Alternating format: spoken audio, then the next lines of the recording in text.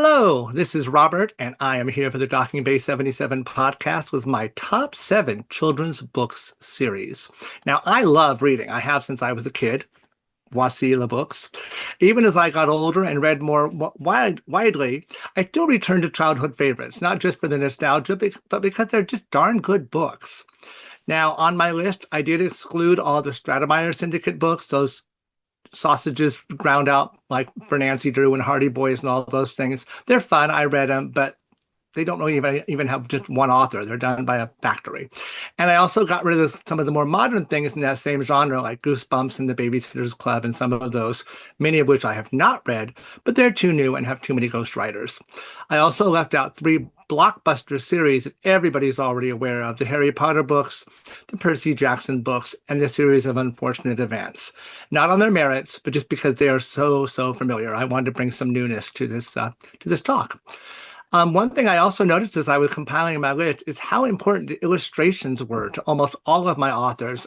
Some of them did their own, so we'll talk about that a little bit too. So without further ado, my top seven children's book series. Number seven, Freddie the Pig. This is an American series by Walter R. Brooks. There were 27 books. There's one of them. One is a book of poetry by Freddie. He is a poet as well as a pig. They were written from 1927 to 1958, illustrated by Kurt Weiss, also known for the story about Ping and the Five Chinese Brothers and some other children's books, picture books you might know. He also, coincidentally for our Disney fans listening, illustrated the original American editions of both Bambi and The Hound of Florence, which became The Shaggy Dog for Disney, that film. These books are very funny, very American. They are about a barnyard of animals led by Freddie the Pig, and include his adventures as a pilot, a detective, a poet, and so much more. They're fun to read in any order. You don't have to follow them like chronologically or anything. Just pick one up as you come to them. And my favorite character in this series is Freddie. He is just a fantastic character, although his cousin Weedley comes in awfully close. He only pops up in a few books, but Weedley is hilarious also. There is a fan club called the Friends of Freddie that you can find online. Number six, the Moomin books by Scandinavian authoress Tove Jansson. Moomins, if you don't know them, are little trolls in Scandinavia that she made up. They aren't really a Finnish thing. She's made it up. She wrote 9 books from 1945 to 1970. Before that, they were in a comic strip in Scandinavia, and they have been in lots of other formats as well. They were illustrated by Tove Jansson herself, and they're just strange and sweet. They're about this Moomin family of trolls and all their friends. In one book, there's a comet comes into their valley. Another time, there's a flood. But they're not really for the plot. They're just sort of for the strangeness in the characters. My favorite character is the Groke. I can't really describe her, but you'll need to read the book to see. These are another series that it is okay to read in any order, although there is a best reading order online chat. If you look for it, just look for Moomin's best reading order. They are have a huge cult following, just not here in America. There are theme parks in Finland and Japan. Japan has Moomin cafes, there's merch. It's kind of this huge thing, in part because there was an animated series that ran for many years out of Japan based on the Moomin books. And there is a Moomin fan club and several other Reddit groups and things as well. Number 5, Dr. Dolittle. British, 14 books by Hugh Lofting, written from 1920 to 1952, plus a short story, and Gub Cub's book, An Encyclopedia of Food. Gub the pig, he's one of my favorites. Anyway, he wrote a whole encyclopedia of food that is not essential to the series, but is a fun little sidebar. Like Tove Jansson's books, Hugh Lofting illustrated his own books as well, and his illustrations are charming. Now, these books are well known to most everybody because there have been 3 different movie series over the years with Rex Harrison, Eddie Murphy, even Robert Downey Jr., but the books are by far the best. Now, there are 14 books in the series. Like I said, they are on uneven. The earliest books are better than the later books, but again, really fun. You can read them really in any order. They're all self-contained. My favorite character, as I mentioned, is Gub Gub the pig, but Jip the dog comes in a close second. If you are picking these up at a bookstore or online recently, they have been updated in recent years for language and depictions of other cultures. If you go to the earlier books, there is some, shall we call it, casual racism and things like that that are not meant offensively, but just don't really sit well with us now. But the newer editions have been taken care of. There is an online club, the Dr. Dolittle fan club, you can find.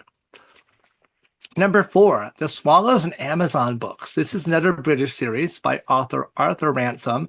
12 titles he wrote from 1930 to 1947, plus an unfinished fragment called Coots in the North.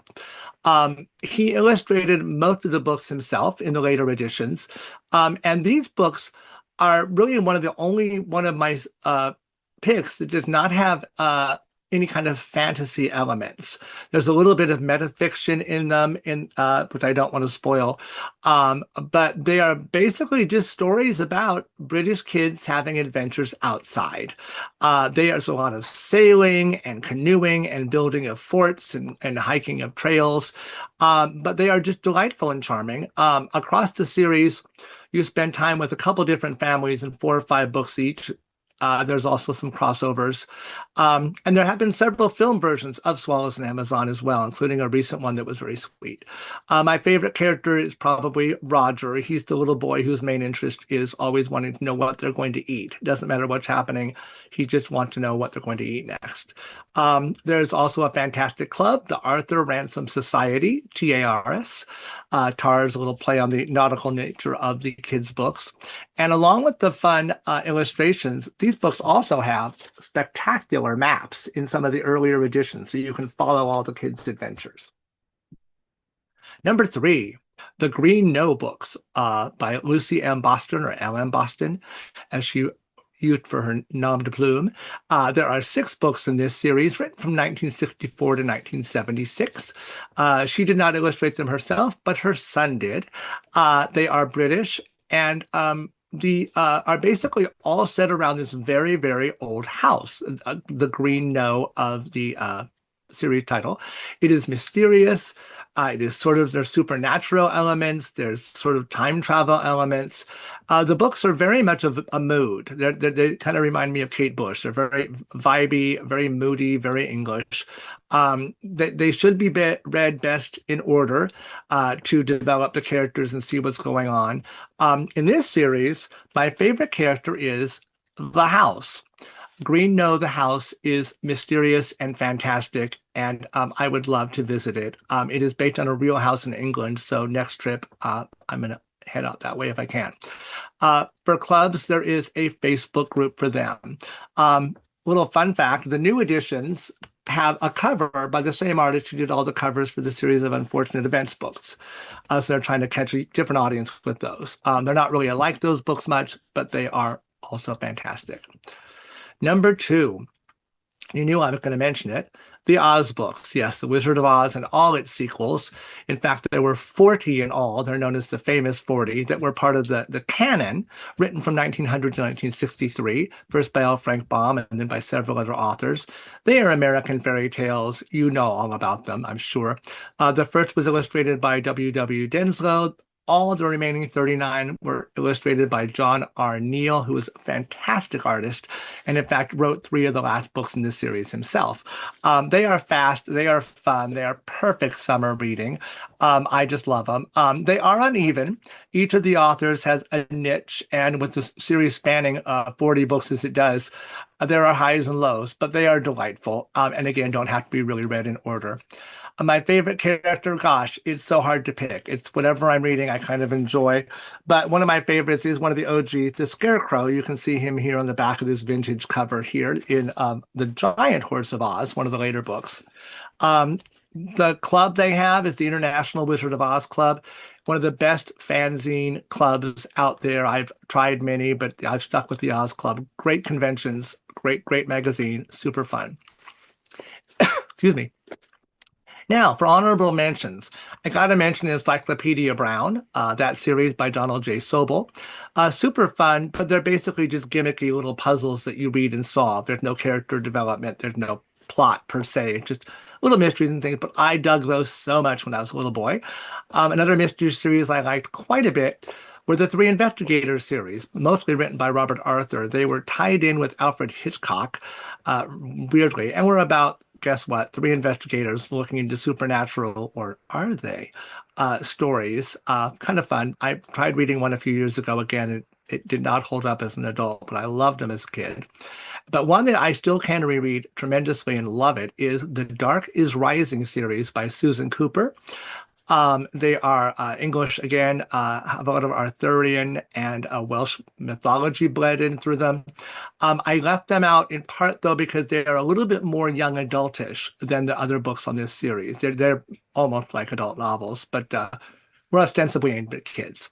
Finally, my number one children's book series. It doesn't have a series name, but they're known unofficially as the Tales of Magic by an American, Edward Eager. He wrote 7 books from 1954 to 1962. All of them are illustrated by N.M. Bodecker with wonderful, delightful illustrations. His books are an homage to an earlier children's book author, Edith Nesbit, and other books in which real kids have magical adventures. It's low fantasy, kind of like the Narnia books, where you've got the Pevensey children and all living in England, and all of a sudden they pop through a wardrobe and they're in Narnia. Eager's books are kind of like that. The series has a really unique structure in that there are different sets of children across the 7 books. There's like 3 pairs of children, but they do cross in unexpected ways. I don't want to give that away because it's kind of spoilers, but it is delightful. For that reason, you should read them in order. So you need to start with his first book he wrote and work your way through. I don't have a single favorite character, but most of his books have one character who's kind of impatient and bossy, whether it's a mythological creature like the Natterjack or just one of the children like Eliza. They are always hilarious. And because they're just not sweet little goody two-shoes, they are the one who grabs it out of your hand and makes the wish and sets everything wrong. Here's the sad thing. Ed Rieger's books don't have a club. My only series with no official club or website or anything. So who wants to start one? Read some of these books. Let me know what you think. Comment on wherever you're watching. Let us know. And of course, keep watching the Docking Bay 77 podcast. Thanks.